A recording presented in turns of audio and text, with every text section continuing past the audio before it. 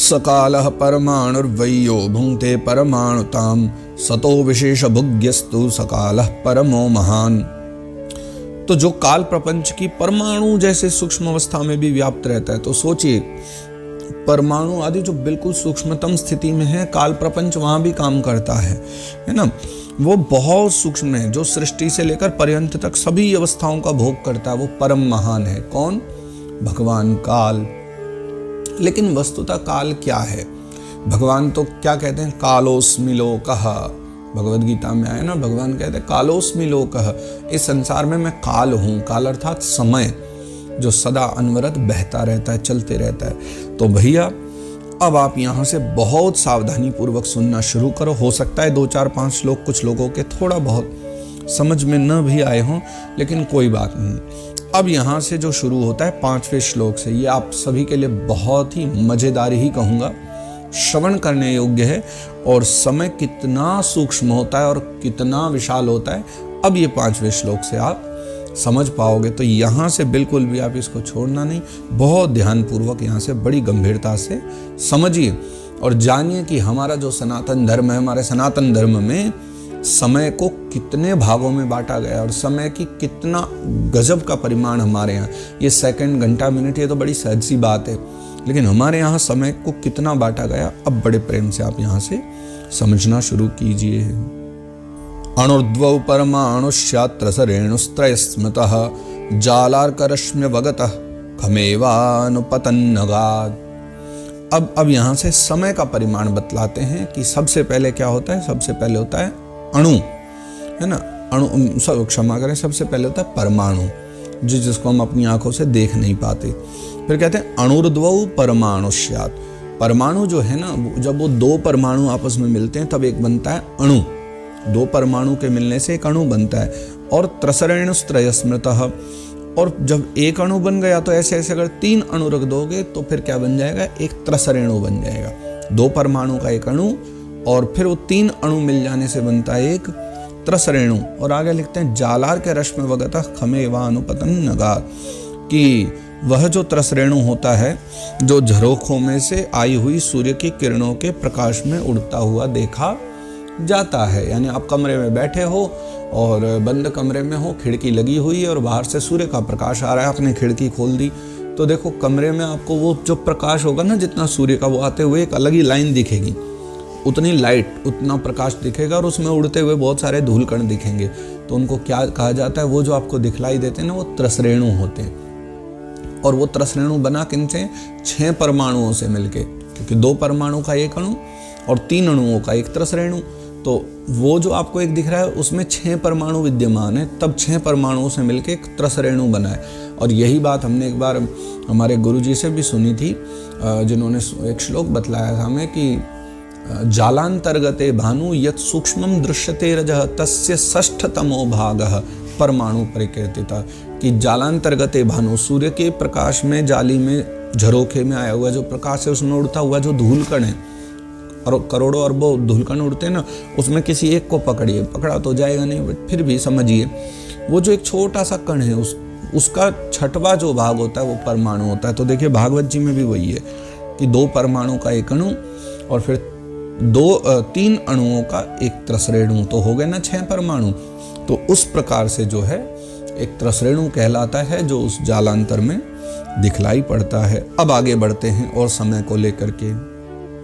त्रसरेणुत्रकं भुङ्क्ते यः कालः सत्रुटिः स्मृतः शतभागस्तु वेदः स्यात्तैस्त्रिभिस्तुलभस्मृतः। अब समय के आगे हम बतला रहे हैं कि ऐसे 3 यानी त्रसरेणुत्रकं भुङ्क्ते यः कालः सत्रुटिः स्मृतः, ऐसे 3 त्रसरेणुओं को पार करने में सूर्य को जितना समय लग जाए उसे कहते हैं त्रुटि। अब ये बहुत छोटा एक समय है, त्रुटि, है ना। त्रुटि का मतलब ऐसे गलती भी होता है कि हमसे कोई त्रुटि हो गई हो तो क्षमा करें, और एक ये त्रुटि भी है। त्रुटि उसी गलती को कहा जाता है जो बहुत थोड़े समय में हो जाए। तो कहते हैं कि सूर्य को पार करने में 3 त्रसरेणुओं को जितना समय लगा, आप हिसाब लगाइए कितना लगता होगा। 1 सेकंड का भी कितना छोटा भाग, जितनी देरी में, क्योंकि सूर्य के जो प्रकाश की गति है वो तो आप जानते ही होंगे कितने माइल पर सेकंड है। तो आप विचार कर सकते हो कि 30 रेणुओं को पार करने में कितनी देर लगेगी। 3 30 रेणुओं को, बहुत छोटा, मेरे ख्याल से सेकंड का कोई 1000 से भी छोटा भाग लगेगा। थोड़ा सा भाग, उतना मात्र जो है जितने में सूर्य को 3 30 रेणु पार करने में समय लगे, उस समय को कहते हैं त्रुटि। फिर उससे 100 गुना काल वेद कहलाता है। यानी 100 त्रुटि जब हो जाएंगी, यानी 100 त्रुटियों का समय बीतेगा, उस समय को कहते हैं वेद। और 3 वेद का होता है एक लव। 3 वेद का समय बीतेगा तब उस समय को कहा जाता है लव। कौन सा वाला लव? लव माने लव निमेष परमाणु जुग। रामचरितमानस में बहुत स्थानों पर लव शब्द का प्रयोग है। लव एक बहुत थोड़ा सा समय है।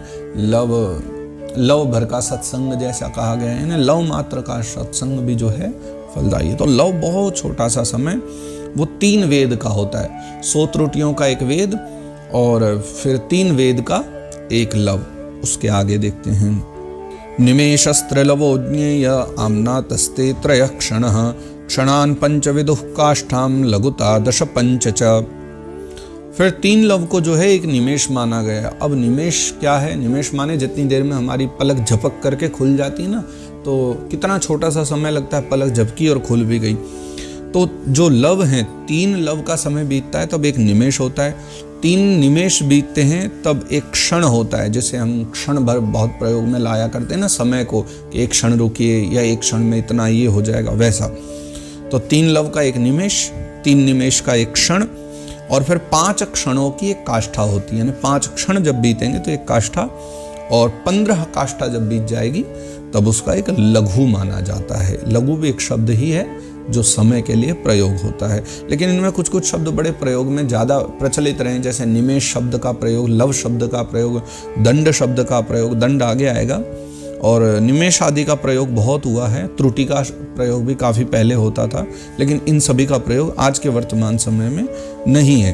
तो 5 क्षणों की, क्षण आज भी प्रयोग में लिया जाता है। 5 क्षण की एक काष्ठा और 15 काष्ठा का एक लघु होता है।